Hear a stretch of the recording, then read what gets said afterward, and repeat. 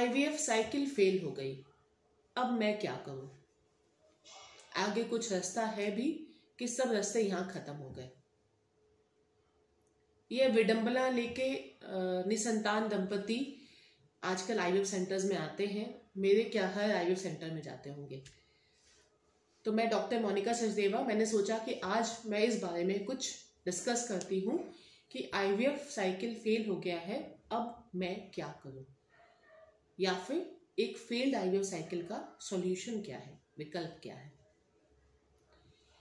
IVF cycle जब fail होता है तो उसके कुछ एक्सप्लेन्ड रीजंस होते हैं और कुछ अनएक्सप्लेन्ड होते हैं। पहले मैं ये आपको डिफरेंशिएट करती हूँ कि क्या होता है। एक्सप्लेन्ड अर्थात हमें साफ साफ दिख रहा है उनके रिकॉर्ड से कि भाई नंबर ऑफ एग्स बहुत अच्छे नहीं थे, अच्छे भ्रूण बहुत अच्छे बने नहीं थे, कुछ बैकअप के लिए एम्ब्रियोज फ्रीज नहीं हुए थे। तो हमें पता होता है कि भाई यहाँ पे एग्स को लेकर के या स्पर्म को लेकर के प्रॉब्लम है। उसके अकॉर्डिंग हम उसका ट्रीटमेंट देखते हैं। कुछ अनएक्सप्लेन्ड रीजंस होते हैं।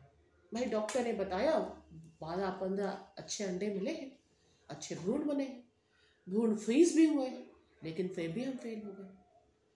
तो ये दो तरीके की कैटेगरी होती है जिसे हमें देखना होता है। एज अ डॉक्टर हम क्या देखते हैं? हमारे पास एक पेशेंट आया जो कहीं और से आईवीएफ फेल होके आया, या फिर हमारा खुद का पेशेंट आईवीएफ फेल हुआ, तो हम देखते हैं कि उसका आईवीएफ साइकिल कैसे हुआ था। अर्थात उसे क्या इंजेक्शंस लगाए गए थे, उसका अल्ट्रासाउंड्स कैसा था, उसके अंडे कितने मिले थे, उसके मुकाबले कितने भ्रूण बने थे, भ्रूण की क्वालिटी क्या थी, और भ्रूण की पिक्चर अगर अवेलेबल होती है तो डॉक्टर को निष्कर्ष निकालने में आसानी होती है।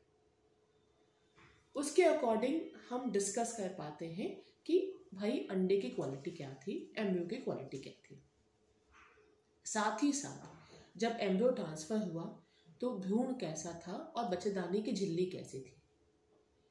क्या भ्रूण डलने के बाद मरीज को कोई दिक्कत समस्या तो नहीं हुई थी, जैसे कि पेट फूलना, पेट में पानी भर जाना, कॉन्स्टिपेशन ज़्यादा होना, ऐसी कोई भी समस्या जो हाइपर स्टिमुलेशन की तरफ टारगेट करती है, उसका भी आइडिया लग जाता है। साथ ही साथ मरीज की मानसिक स्थिति, उसकी पारिवारिक स्थिति का भी एक एनालिसिस हम लोग करते हैं। तो ये तो हो गया वर्कअप कि हम कुछ नतीजा, कुछ कंक्लूजन निकाल पाए।